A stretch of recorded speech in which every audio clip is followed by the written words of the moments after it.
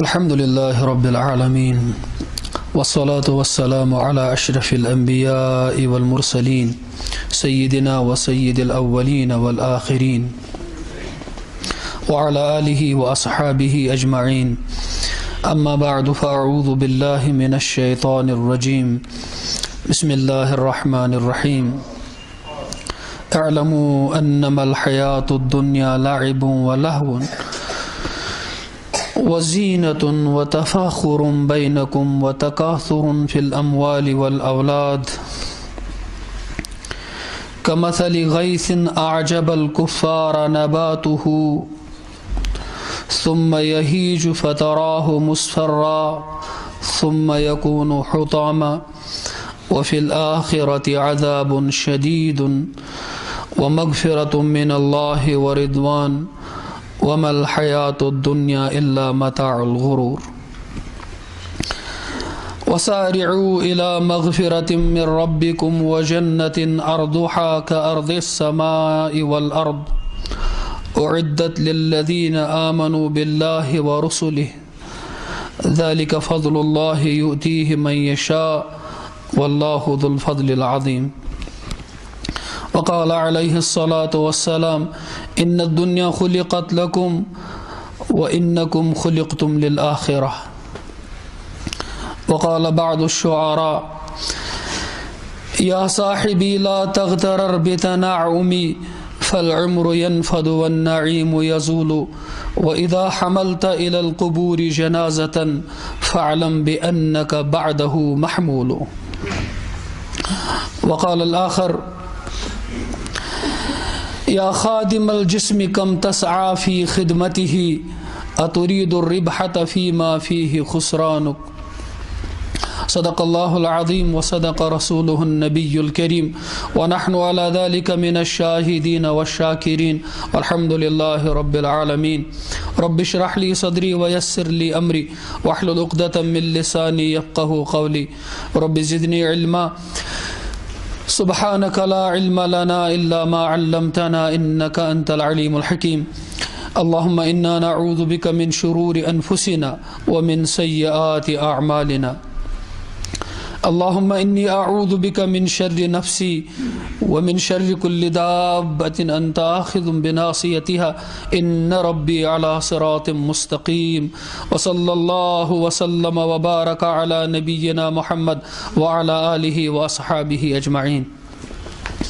میرے محترم بزرگوں، دوستوں اور بھائیوں، ہم سب جو کچھ سنتے ہیں یا دیکھتے ہیں اس سے ہم اسی وقت فائدہ اٹھا سکتے ہیں جب ہماری نیتیں صحیح ہوں. ہمارے سارے اعمال کا دار و مدار ہماری نیتوں پر ہے. ہماری سمجھ کا، بوجھ کا، صحیح نتیجہ اخذ کرنے کا دار و مدار بھی ہماری نیتوں پر ہے.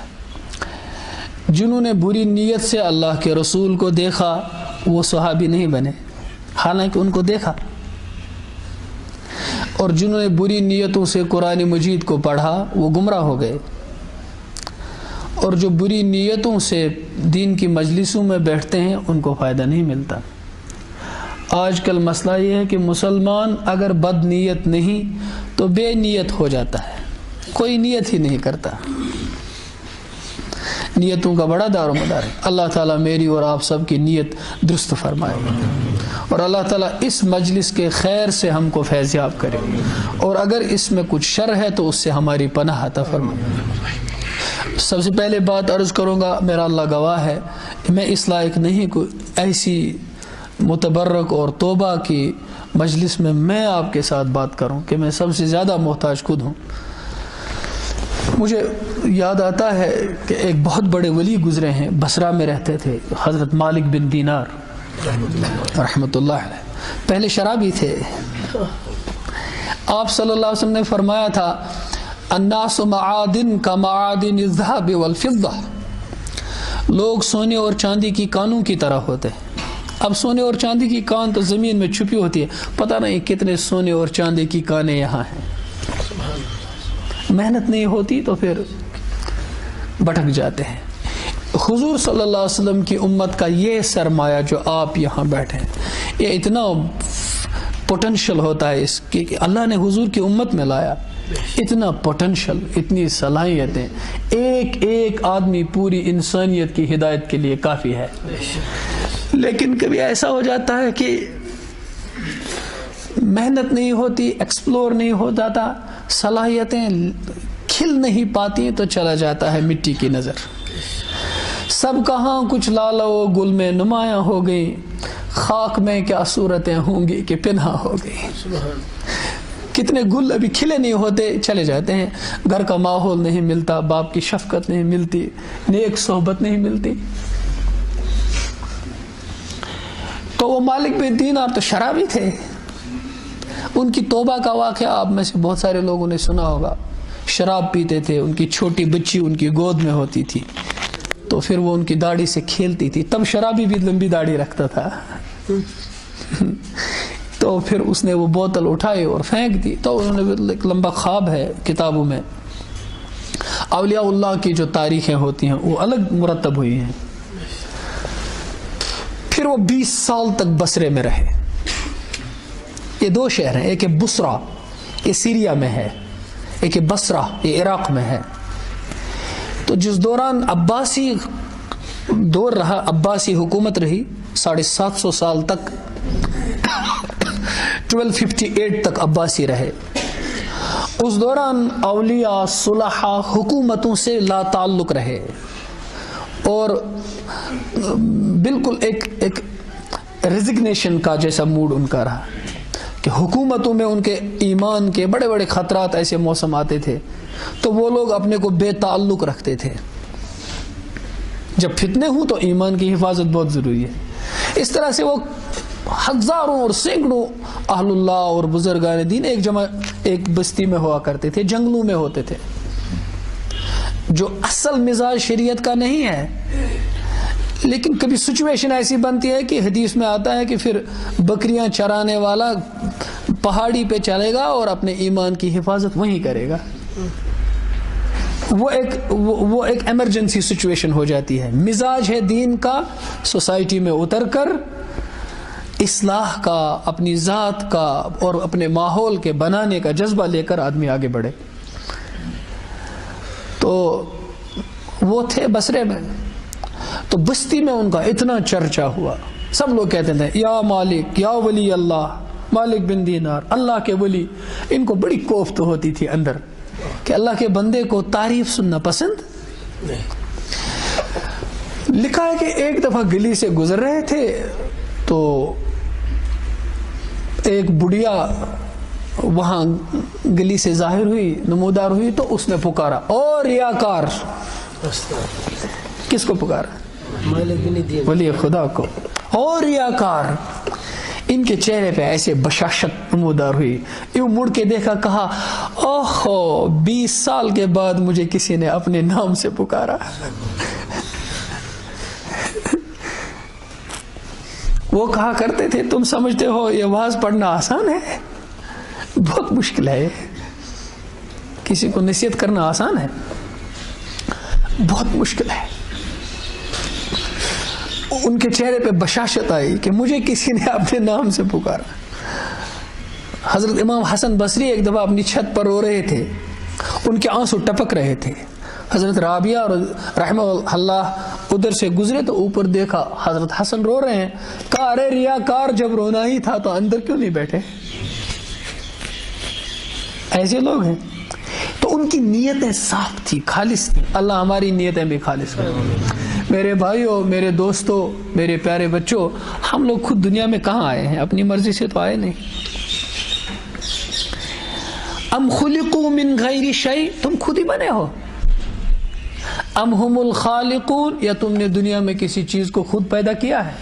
نہ ہم خود بنے ہیں، نہ ہم نے کسی چیز کو اس دنیا میں پیدا کیا. ہم سب کو اللہ تعالیٰ نے پیدا کیا.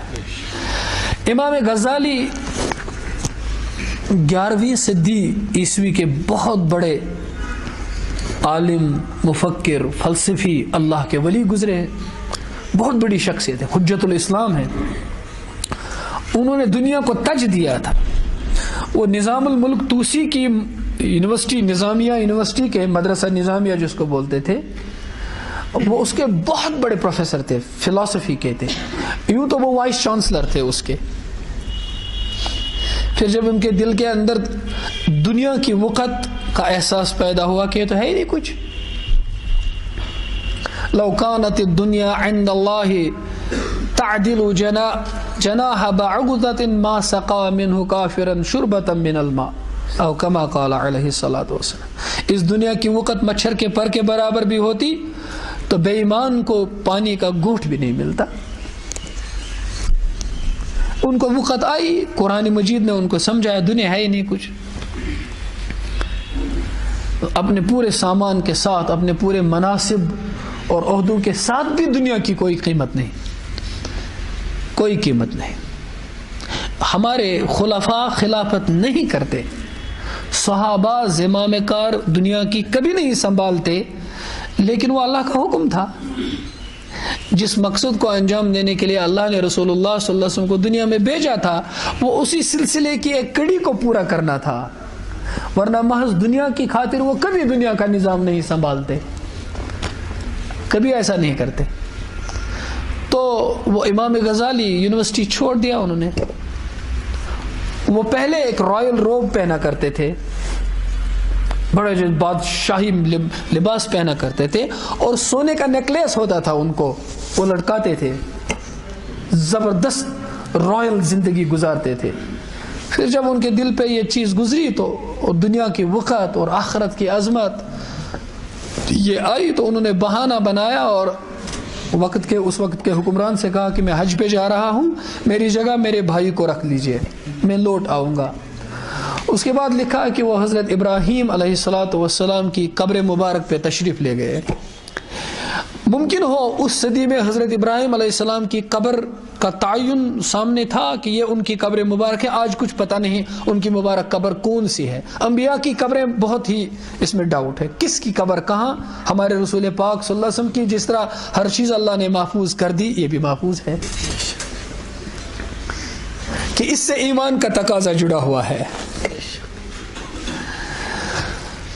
تو چلے گئے اور اس قبر مبارک پہ تشریف لے کر کے انہوں نے 3 وعدے کیے. اس میں سے ایک وعدہ یہ تھا، فلسفے کی دنیا میں بحث و مباحثہ بڑا بنیاد ہوتی ہے، تو انہوں نے ایک وعدہ یہ کیا، آج کے بعد کبھی کسی سے بحث نہیں کروں گا، میں کبھی کسی سے بحث نہیں کروں گا. بحث دل کے اندر کے ایمان کو، تقوی کو، استحضار کو، تعلق باللہ کو ایسے صاف کرتا ہے جیسے سر سے اس طرح بالوں کو صاف کرتا ہے. کبھی بحث کر کے تو دیکھو، لوگوں نے محسوس کیا ہے اس کی تاریکی اور اندھیری جو چھا جاتی ہے دل کے اوپر. ایک دفعہ ہم علی گڑھ یونیورسٹی میں تھے اور ہمارے دوست بھی ساتھ تھے، ہم جماعت میں تھے، تو ادھر ایک ساتھی نے الجھایا، تو ہمارے جو بزرگ تھے ساتھ، بڑے بزرگ ہیں، تو انہوں نے بحث کی. تہجد کے وقت میں ہم بیٹھے تھے ایسے مسجد میں، تو وہ بھی تھے، گہرے مراقبے میں تھے، تو میں ان کے پہلو میں بیٹھا تھا. تو انہی کی برکت سے چونکہ جب وہاں بیٹھے تھے تو جاگنا پڑا، تو انہوں نے بیچ میں سر اٹھا کر کہا اس طرح، حالانکہ بیچ میں وہ تقریباً نماز تک تو سر نہیں اٹھاتے تھے، بیچ میں پورے مراقبے میں سر اٹھا کر مجھے اس طرح کہا رات کے بحث کا اندھیرا اور نحوست ابھی بھی دل پر محسوس ہو رہی ہے. یہ انہوں نے کہا مسجد میں، کہا مجھے نحوست اس کی دل پہ محسوس ہو رہی ہے. بحثوں میں مت الجھو، اور مذہبی بحث تو زیادہ ہی خطرے کی بات ہوتی ہے، کبھی نہ کرو. جو کچھ جمع کیا ہوا ہے اس کو بھی ختم کر دیتا ہے. تو انہوں نے یہ وعدہ کیا میں کبھی بحث نہیں کروں گا. اس کے بعد زندگی بھر گھومنا شروع کر دیا، جنگلوں میں گھومے. ندامت اور انکساری اور اپنی ذات کو مٹانے کا ایسا جذبہ ان پر طاری ہوا کہ سونے کی وہ مالا نکال دی، وہ روب نکال دیا، پھٹے پرانے کپڑے پہن لیے. میں نے اپنے استاد سے پوچھا کیسے چلا کرتے تھے؟ کہا جیسے وہ یہ دیوانے لوگ جن کو رال ٹپکتی رہتی ہے ایسے چلا کرتے تھے. اور 10 سال تک چلتے رہے، سرگرداں پھرتے رہے. ان 10 سال کرتے کیا رہے؟ مسلمانوں کی بیت الخلا صاف کرتے رہے. ذات کو مٹانا بڑا کام ہوتا ہے، صاف کرتے رہے۔ اس میں اللہ تعالیٰ نے کیا علوم کھول دیے کہ احیاء علوم الدین جو ان کی سب سے بڑی کتاب ہے، اتنے سارے والیومز میں، وہ علم ان پر اسی دوران کھل گیا۔ من عمل بما علم ورثہ اللہ علم ما لم یعلم، جو آدمی اس بات پر عمل کرتا ہے جو وہ جانتا ہے، اللہ تعالیٰ اسے ایسا علم عطا کرتا ہے جسے اس نے پڑھا بھی نہیں ہوتا ہے، وہ جانتا نہیں ہوتا ہے اس علم کو، براہ راست اللہ تعالیٰ اس کی رہنمائی فرماتے ہیں۔ ہاں احکام کے علم میں تو آدمی کچھ دوسرے اسباب کا محتاج ہے، جو باضابطہ سلسلہ اللہ نے چلایا، کیا حلال ہے کیا حرام ہے، اس کے لیے تو آدمی ضابطے کا محتاج ہے۔ اچھا، ان کی زندگی میں ایک واقعہ کہ ایک دفعہ پھر پورے ملک میں بادشاہ کی سربراہی میں ایک طرح کا تعزیتی جلسہ ہوا کہ وہ امام غزالی جو سارے مسلمانوں کو یتیم کر کے چلا گیا، ساری علمی دنیا سونی پڑ گئی، وہ ہے کہاں کچھ پتہ نہیں، اس کے نام کا ایک بہت بڑا سیمینار کریں جس میں سارے ملک سے بڑے بڑے اسکالرز کو، علماء کو، فلاسفرز کو، پروفیسرز کو جمع کیا جائے اور امام غزالی کے نام پہ ایک بہت بڑا سیمینار منعقد کیا جائے۔ تو یہ دیوانہ قسم کا آدمی یہ بھی وہاں سے پھٹکا اور وہاں اس کی دہلیز پہ، اس سیمینری کی دہلیز پہ بیٹھ گیا، تو وہاں جو سویپر تھا وہ آیا، پتہ نہیں کوئی گندا آدمی آ گیا، یہاں تو بڑے لوگ آنے والے ہیں، تو اس کو جوتے کی ٹھوکر مار کر کہا دکھائی نہیں دیتا یہاں امام غزالی پر سیمینار ہو رہا ہے، کیوں یہاں پھٹک کے آئے تم؟ تو انہوں نے ایک نظر دیکھا اور دل سے کہا کہ غزالی ابھی بھی تو نہیں مٹا، تیرا نام ابھی بھی چڑھایا جا رہا ہے، تو مٹ کر بھی نہیں مٹا۔ اگر یہاں 1000 پائی ہے، 2000 بائی ہے، ان قریب ایک وقت آنے والا ہے 2000 قبریں ہماری عبرت کا نشان ہوں گی۔ اللہ تعالیٰ نے کیا تمثیل بیان کی قرآن میں۔ اب جو کچھ نباتات، پیڑ پودے زمین سے اگتے ہیں وہ تو زمین سے اگتے ہیں، ہماری مثال ایک دم زمین سے اگنے والی چیزوں کے ساتھ کر دی، تم بھی تو اگ ہی آئے ہو۔ اللہ تعالیٰ نے غیر محسوس کو اس طرح محسوس کرا کے سمجھایا کہ جو تم نے دیکھا نہیں اس کو دکھا کر دکھایا۔ ہم نے تو نہیں دیکھا قبروں سے لوگ اٹھتے ہیں، ہم نے تو نہیں دیکھا، ہمارے لیے ایک بہت تعجب خیز چیز ہے کہ ہم خود دیکھیں قبر سے آدمی زندہ ہو کر اٹھتا ہے۔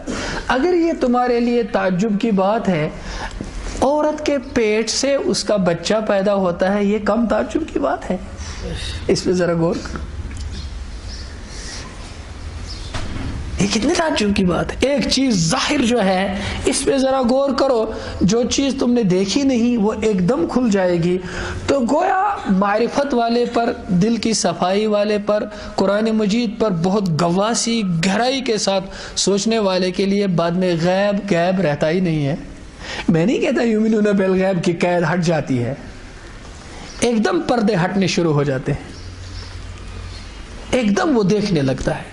حضرت علی کرم اللہ تعالی وجہ الوجیہ فرمایا کرتے تھے اگر سارے پردے ہٹ جائے ہمارے ایمان میں ذرہ برابر بھی اضافہ نہیں ہوگا، کہ ان کا ایمان تو منسکیول کو پہنچے پہلے ہی پہنچ چکا تھا، اس میں کیا اضافہ ہو جاتا ہے؟ وہ کہتے ہیں کہ ہم نے جیسے دیکھا تھا ایسا یقین کیا تھا۔ ان کے بارے میں کتابوں میں آتا ہے، وہ حضرت خواجہ نظام الدین اولیاء رحمہ اللہ کے بارے میں وہ کہتے ہیں جب اللہ تعالیٰ نے عالم ارواح میں کہا الستُ بربکم، کیا میں تمہارا پروردگار نہیں ہوں، تو اس وقت جن روحوں نے کہا بلا شہیدنا، ہم تو گواہی دیتے ہیں آپ ہمارے پروردگار ہیں۔ حضرت خواجہ نظام الدین فرماتے ہیں کہ میرے کانوں میں ابھی اس بلا کی آواز گونج رہی ہے۔ میں بھی بتاؤں گا ایسا کیوں ہوتا ہے، وہ میں عرض کروں گا ابھی، آپ پریشان نہ ہو جائیں۔ اور حضرت علی کرم اللہ تعالی وجہ الوجیہ فرماتے ہیں مجھے تو یہ بھی یاد ہے میرے دائیں بائیں کون تھا۔ ایسا کیوں ہوتا ہے؟ اچھا دیکھو میرے بھائی، آپ میں سے کسی کو یاد ہے کہ ہم کہیں تھے جو پیدا ہونے سے پہلے کسی پیٹ میں ہم ماں کی تھے؟ کسی کو یاد ہے؟ اگر ہم نے آج تک کسی کو پیدا ہوتے نہیں دیکھا ہوتا تو کیا اس پر یقین کرتے کہ ہم کہیں تھے؟ ہم یقین کیوں کرتے ہیں؟ اپنی یادداشت کو یاد کر کے، اپنے پرانے ماضی کو یاد کر کے، یا ایسے واقعات کو آنکھوں سے دیکھتے ہوئے؟ کس بنیاد پر؟ کہ ہم نئی چیزیں آنکھوں سے دیکھتے ہیں، لوگ پیدا ہو رہے ہیں، یہ دیکھ رہے ہیں، اس لیے یقین کرتے ہیں ہم بھی ہوں گے کبھی جب پیدا نہیں ہوئے تھے۔ لم یکن شیئا مذکورا، جب ہمارا تذکرہ بھی دنیا میں نہیں ہوا تھا تو ہم تھے، اس پر یقین کیا، لیکن یادداشت کچھ نہیں، یادداشت کچھ نہیں۔ دنیا کے اندر کسی کو ایکسیڈنٹ ہو جاتا ہے، سر پہ چوٹ لگتی ہے تو ساری دنیا کی باتیں بھول جاتا ہے، اپنے باپ کو پہچان نہیں پاتا، ماں کو پہچان نہیں پاتا، کسی کو نہیں پہچان پاتا، یہ بھی یاد نہیں رہتا کہ میں کہاں تھا۔ تو ایک چوٹ سر پہ لگی کہ ساری زندگی کے واقعات بھول گیا۔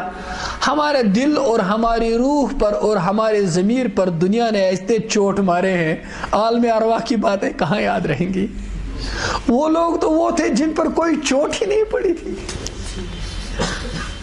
وہ بچپنے کی اتنی لطیف روح، وہ بچپنے کا اتنا صاف ضمیر، وہ بچپنے کا اتنا صاف آئینہ جو حضرت علی کرم اللہ وجہ وجہ کو 10 سال کی عمر میں اللہ کا رسول سمجھ میں آ گیا۔ آپ ہی تو ہیں اللہ کے رسول۔ ایک دم اٹھ کے کہا اگر کوئی ساتھ نہ دے تو میں آپ کا ساتھ دینے کے لیے، اگرچہ میری آنکھیں دکھ رہی ہیں میں آپ کے ساتھ ہوں، اگرچہ میری ٹانگیں کمزور ہیں میں آپ کا ساتھ دوں۔ اپنی حیثیت کو نہیں دیکھا، نبی کی حیثیت کو پہچان کر اپنا وعدہ پورا کر لیا۔ وہ تو صاف تھے بالکل۔ آپ کبھی دوپہر کے وقت میں سورج دیکھ پاتے ہو؟ دوپہر کے وقت میں ایسے سورج دیکھو، اندھا ہونے کا خطرہ ہے، دیکھتے ہو؟ لیکن صاف پانی کے طالب میں جا کر کے کہتے ہو وہ سورج ہے، حالانکہ سورج وہاں نہیں ہے، یہ سورج کا عکس ہے۔ آپ پانی میں دیکھتے ہو، پانی میں آپ سورج کو دیکھتے ہو، سورج کو براہ راست نہیں دیکھتے ہو۔ اس پانی میں پتھر مارو گدلا ہو جائے گا، پھر گدلے پانی میں سورج دکھائی دے گا؟ دکھائی دے گا؟ جب دل ہی گدلا ہو جائے تو اللہ کی معرفت کہاں سے آئے؟ دل ہی گدلا ہو، اللہ کی یاد، اللہ کا ذکر، اللہ کی معرفت، اللہ کی سوچنا، اللہ کی ہی دیکھنا، اسی کو سوچنا، دل صاف ہو جاتا ہے۔ یہ تو اللہ کے رسول صلی اللہ علیہ وسلم نے فرمایا ہر چیز پہ زنگ لگتا ہے، دلوں میں بھی زنگ لگتا ہے۔ جب زنگ آلود ہو جاتے ہیں نیتوں کا صحیح بننا بڑا مشکل ہو جاتا ہے، نمازوں میں وسوسے پیدا ہو جاتے ہیں، جو چیز کبھی یاد نہیں آتی نماز میں یاد آتی ہے، بری بری صورتیں آنکھوں میں آ جاتی ہیں جب آپ سجدے میں چلے جاتے ہو۔ یہ اس لیے ہوتا ہے کہ دل پر زنگ چڑھ جاتا ہے، اس زنگ کو انہی مجلسوں میں دور کیا جاتا ہے، اللہ تعالیٰ کی معرفت کو یاد کر کے اس کو کیا جاتا ہے۔ آپ صلی اللہ علیہ وسلم نے فرمایا کہ دل کا زنگ اللہ کے ذکر سے نکلتا ہے۔ اس ذکر کے بارے میں ضمنی بات یاد آ گئی، اب جو اللہ تعالیٰ ڈالتا ہے میں اسے پیچھے نہیں کرتا، چاہے اس کی ریلیونس یہاں ہو نہ ہو، تو جو وہ ڈال رہا ہے میں کہہ رہا ہوں، میں بھی محتاج ہوں۔ آپ صلی اللہ علیہ وسلم نے فرمایا ہر عمل اللہ تعالیٰ کے دربار میں پوچھنے کے بیچ میں ایک پردہ ہوتا ہے۔ آپ نے کوئی بھی اچھا عمل کیا، یہ اللہ کے دربار میں قبول ہوگا، لیکن ابھی اس کے اور اللہ کے بیچ میں ایک حجاب ہے۔ اس حجاب کے مطلب یہ ہے کہ ابھی تھوڑی دیر لگے گی، یہ عمل قبولیت کی صفات کی موجودگی میں قبول ہو جائے گا۔ اس عمل کے بعد قبولیت کے صفات پیدا کرنے ہیں، یہ عمل قبول ہوگا۔ لیکن آپ نے فرمایا 2 چیزوں کے لیے کوئی حجاب نہیں ہوتا، براہ راست قبول ہو جاتی ہیں، براہ راست۔ ایک ایمان کا کلمہ لا الہ الا اللہ محمد رسول اللہ، آپ نے دل کی صفائی اور اخلاص کے ساتھ اللہ کے معبود برحق ہونے کی گواہی دی تو اللہ تعالیٰ نے بغیر حجاب کے اس کو قبول کر لیا۔ اور دوسرا، باپ کی دعا اپنے بیٹے کے لیے، باپ جو دعا بیٹے کو دے وہ دعا بغیر حجاب کے قبول ہو جاتی ہے۔ آج باپ کو معلوم نہیں کون سی دعا دوں، اور بیٹے کو آتا ہی نہیں باپ کی دعا لے، پتہ نہیں کون سی دعا دوں۔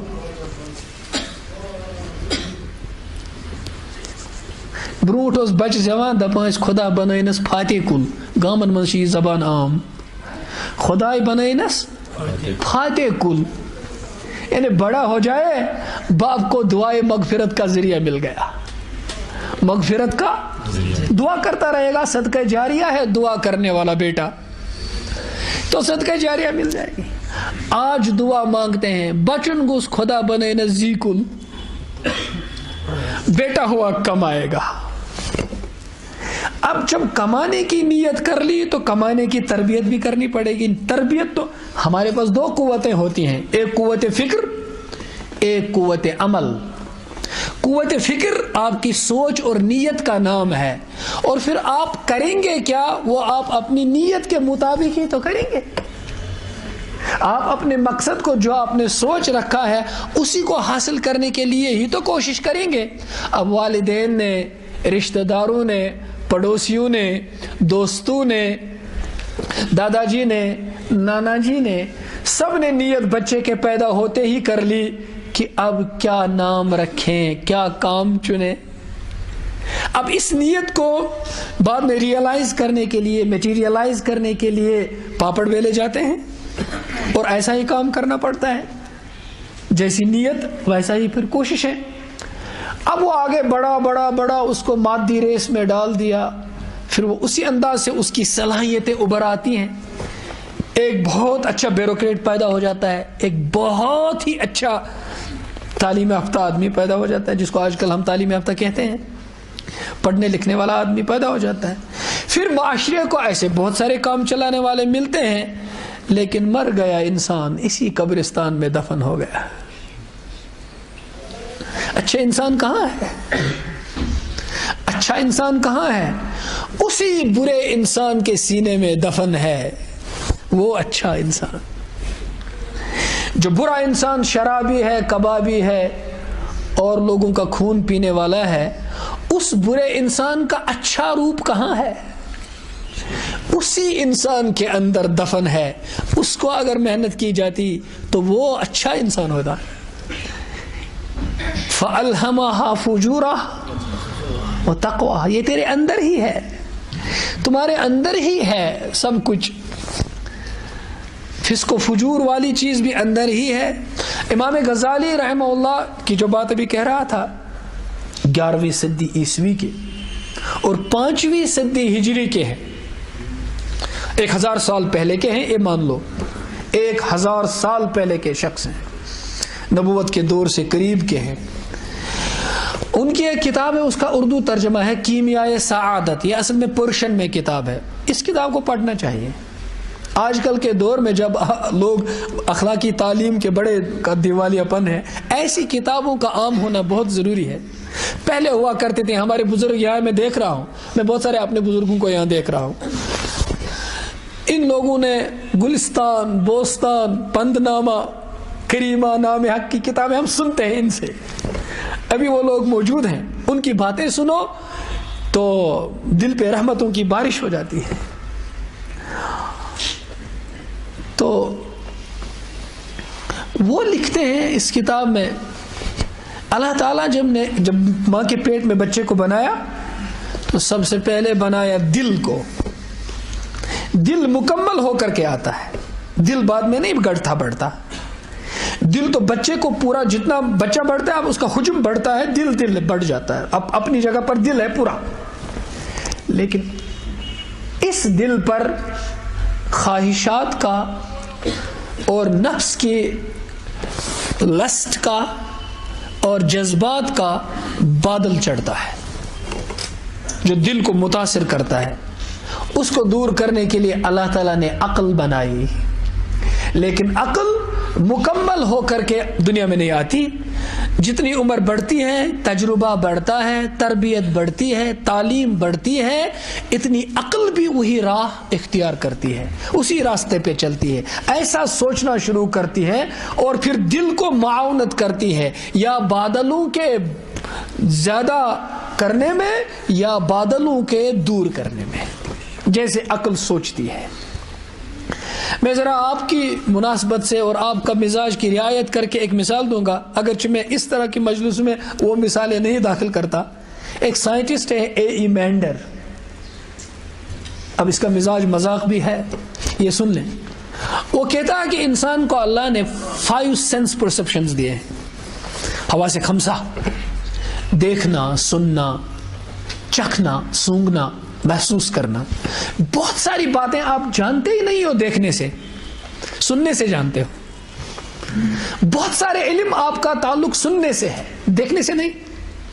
اور بہت ساری چیزیں سونگھنے سے تعلق رکھتی ہیں, دیکھنے سے نہیں, سننے سے بھی نہیں. اس پر آپ خود سوچ سکتے ہو. اب ہمارا آج کل کا چھوٹا طبقہ, بچوں کا طبقہ بھی بڑا ذہین ہے. محنت جس چیز کی ہو تو انشاءاللہ اللہ تعالیٰ, ذرا نم ہو تو یہ مٹی بہت زرخیز ہے ایسا کہ اللہ تعالیٰ ایسی مجالس کا دوام تا قیام قیامت رکھے. تو میرے بھائیو, میں اپنے نفس کو مخاطب کر کے یہ بات کہتا ہوں. کیا کہہ رہا تھا؟ 5 حواس ہیں. تو آپ دیکھتے ہو کہ میری اماں ہے, میری بہن ہے, یہاں تک کہ گائے بھی اپنے بچڑے کی آواز کانوں سے پہچانتی ہے. 100 بچڑوں میں سے ایک آواز مارے اس کا اپنا بچڑا تو وہ پہچانتی ہے. اتنی عقل اس کو بھی ہے کہ اس کا نظام اتنی عقل کے بغیر نہیں چلے گا, اس لیے اس کو اتنا شعور اللہ نے دیا ہے. مفتی محمد شفیع صاحب رحمۃ اللہ تعالی علیہ نے معارف القرآن میں لکھا ہے, اس کرسی کو بھی ایک شعور ہے, ورنہ میں کیسے بیٹھ پاتا اور یہ کیسے سہار سکتی. ایک شعور اس کو بھی ہے. وہ کہتے ہیں جمادات میں بھی شعور ہے, لیکن اس شعور کا اتنا کم حصہ ہے کہ ہم کو احساس نہیں ہوتا. آپ نے تو پڑھا ہوگا نا, infrared radiations, ultraviolet radiations ایسی موجود ہیں لیکن ہم کو ادراک نہیں. تو یہ ممکن ہے کہ بہت ساری موجود چیزوں کا ادراک آدمی کو نہیں ہو سکتا ہے. ان کے موجود ہونے کا انکار نہیں کر سکتے, وہ تو موجود ہیں لیکن ہم ان کو پروو بھی نہیں کر سکتے اسٹریٹ فارورڈلی. تو انہوں نے کہا یہ 5 حواس ہیں, یہ کام کرتے ہیں جب عقل ساتھ ہو. عقل ساتھ نہ ہو, آنکھ, کان, ناک, زبان, چمڑی کام نہیں کر سکتی. اس کی انہوں نے مثال دے دی, اسی آدمی کو شراب پلا,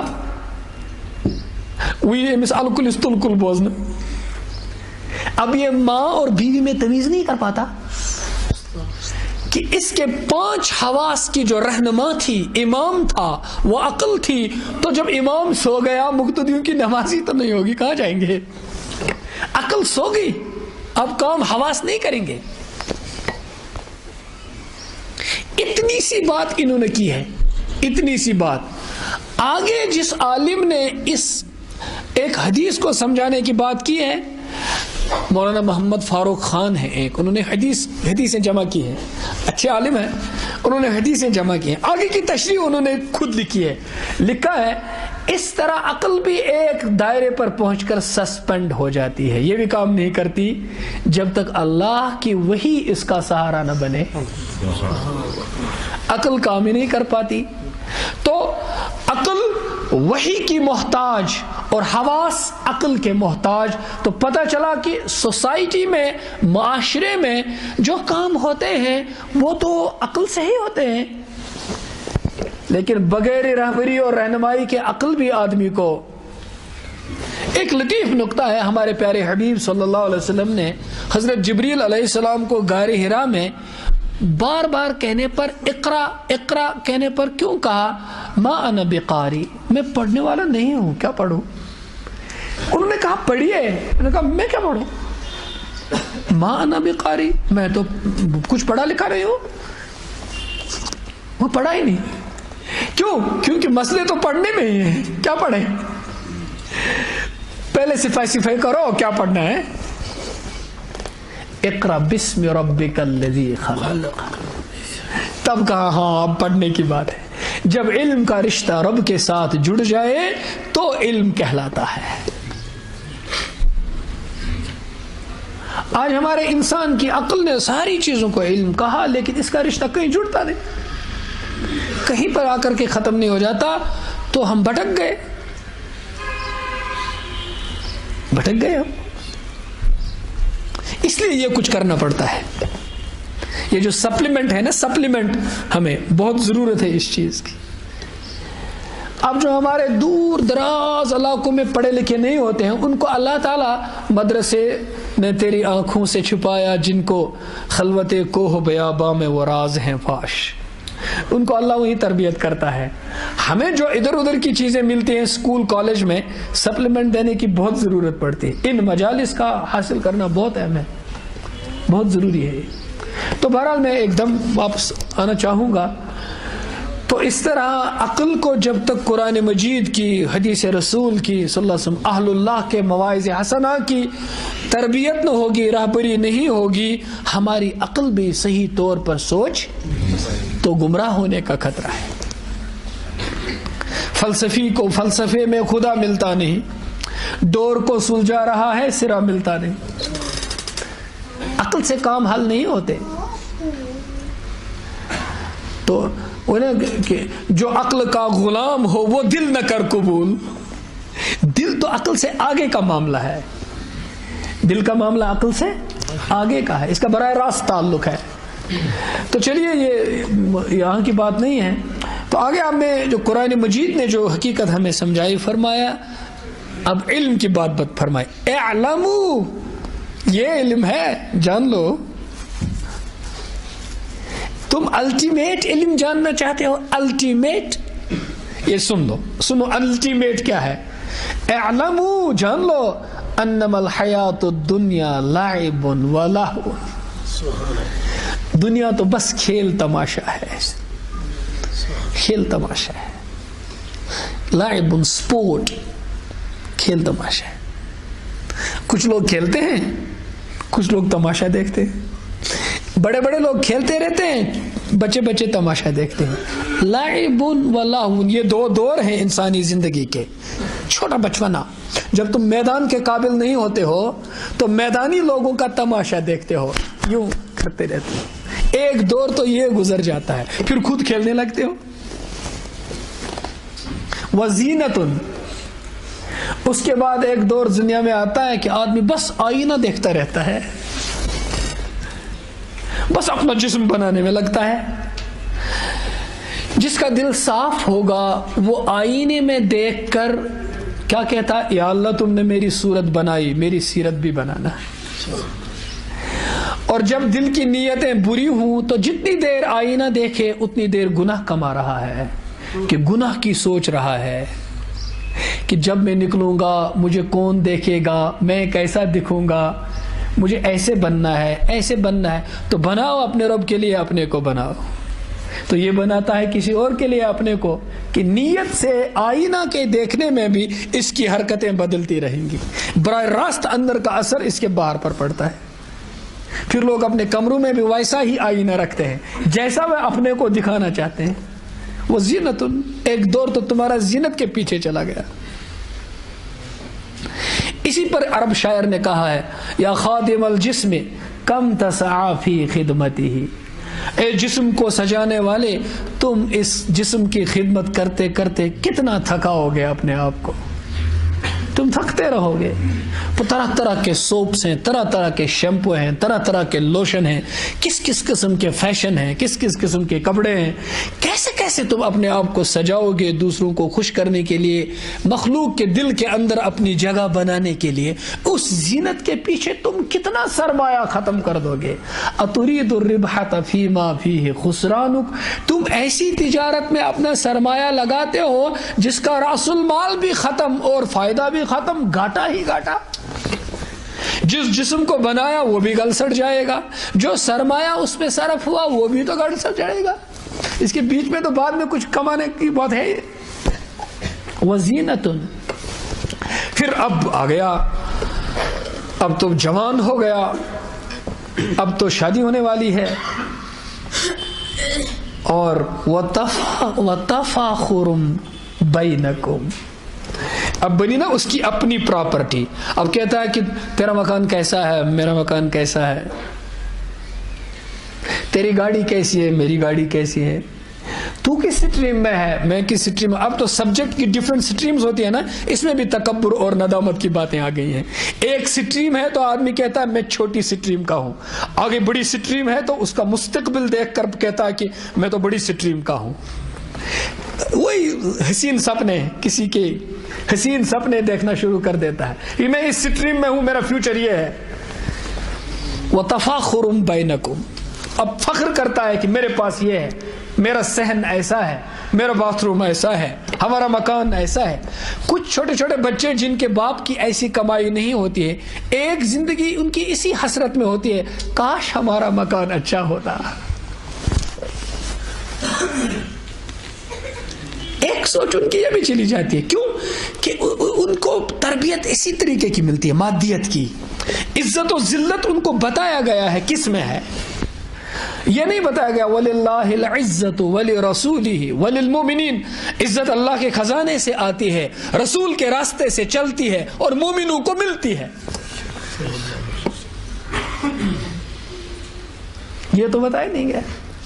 تو یہ تفاخر میں ان کی زندگی گزر گئی. ملا تو تکبر، نہ ملا تو حسرت.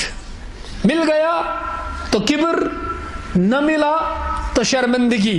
ان دو جذبوں کے بیچ میں زندگی گزر جاتی ہے. ایسی مادیت کی نیت والے کو دنیا ملی تو فرعونیت، نہ ملی تو یاس و قنوتیت اور اللہ کے دربار میں شکوے اور شکایتیں. ایسا ہی زندگی گزرے گی. یہ ہو اس تربیت اور تعلیم میں یہ کیڑا ہے جو اس کو مل رہی ہے. چھوٹی بات نہیں ہے.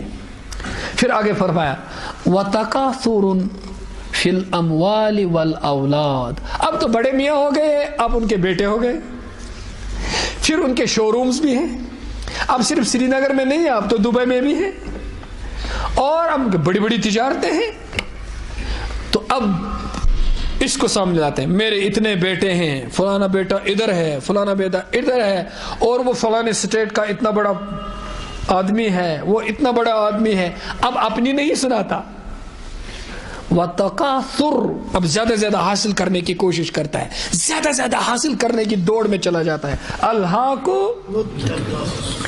آپ نے محمد اسد نیپولویس کو پتہ ہے جن نے دا روڈ ٹو مکہ لکھی، اس کے بعد اس مسلمان ہونے کے بعد Muhammad Asad one of the greatest minds of 20th century which West gave to Islam. یورپ سے 20ویں صدی میں جو بہت بڑا دماغی سرمایہ، ذہنی قوت مسلمانوں کو جو ملی، وہ ان میں سے ایک محمد اسد ہیں. وہ مسلمان ہو گئے. وہ لکھتے ہیں کہ میں ایک جگہ تھا، میرے دوست نے، ابھی میں کلمہ نہیں پڑھا تھا، میرے دوست نے مجھے قرآن مجید کی ایک کاپی دے دی، عبداللہ یوسف علی کی. تو میرے ٹیبل پہ میں نے قرآن کھول کے رکھا، اور اس ٹیبل کے اس بالا خانے سے اس ہوٹل کے میری بیوی میرے ساتھ تھی، جس کے بعد میں پولا حمیدہ نام رکھا. تو وہ ہم دیکھ رہے تھے اتنی ہسل اینڈ بسل بازار میں لوگوں کی تھی. تو میں نے اپنی بیوی سے بھی کہا اور سوچ رہا تھا یہ لوگ کہاں سے آتے ہیں، کدھر جاتے ہیں، کیوں اتنا رش ہے لوگوں کا. ہم کہیں سفر پہ گئے تھے، واپس آئے تو اس ہوٹل کی کھڑکی سے ہوا تیز آئی تھی، اس نے قرآن مجید کے اوراق کو الٹ پھیر کر دیا تھا. تو جب اب یہاں میں نے جب دیکھا تو قرآن جہاں کھل گیا تھا، ورق الٹ پھیر کر کے جہاں قرآن کھل چکا تھا، وہاں میں نے پڑھا تو لکھا تھا الہاکم التکاثر حتی زرتم دن بھر کے سوالات کا جواب مل گیا. یہ تو لوگ زیادہ زیادہ دنیا حاصل کرنے کی دوڑ میں لگے ہوئے ہیں، تم کیوں سوچ رہے ہو لوگ کہاں آ رہے ہیں جا رہے ہیں. لگ گئے اسی دوڑ. حتی زرتم المقابر. امام امین الخولی، وہ مصر کے بہت بڑے سکالر گزرے ہیں. امین الخولی، ان کی شاگردہ تھی ایک لڑکی عائشہ بنت الشاطی ان کا نام. انہوں نے علامہ باقلانی کے بعد اعجاز قرآن پر بہت بڑا کام کیا ہے. ہماری بیٹیوں میں کتنی صلاحیتیں ہوتی ہیں، بہت بڑا کام کیا ہے. انہوں نے اپنی کتاب میں لکھا ہے کہ قرآن مجید کے معجزات میں سے ایک معجزہ یہ ہے کہ عربی کے قواعد اور مذاق کے مطابق یہاں ہونا چاہیے تھا حتی زرتم القبور، لیکن قرآن نے کہا حتی زرتم المقابر. اس پہ تو چیخ نکلنی چاہیے، یہ کتنا بڑا معجزے کا لفظ ہے. قبور نہیں کہا، مقابر کہا. زرتم المقابر. اب قبور تو اندر کی قبر کو بولتے ہیں, مقابر تو اوپر کے نشانات کو بولتے ہیں. ذرا ان کو دیکھو. کہتے ہیں کلندر کی کسی نے بڑی پوٹلی ان کی تھی پیسے کی, وہ چرائی, لوٹ لی اور بھاگ گیا. یہاں کا قبرستان کس طرف ہے؟ اس گاؤں محلے کا قبرستان کس طرف ہے؟ چلیے مان لیجئے ادھر قبرستان قبلے کی طرف ہے. اب وہ چور بھاگا اس طرف, چور تو بھاگ گیا. یہ جو ہیں کلندر صاحب یہ بیٹھے ادھر دوڑ رہے ہیں, بھیگے ادھر. تو کسی نے کہا ارے دانا قسم کے, وہ تو ادھر بھاگا, دوڑو پکڑو, یہاں قبرستان میں کیوں بیٹھے ہو؟ انہوں نے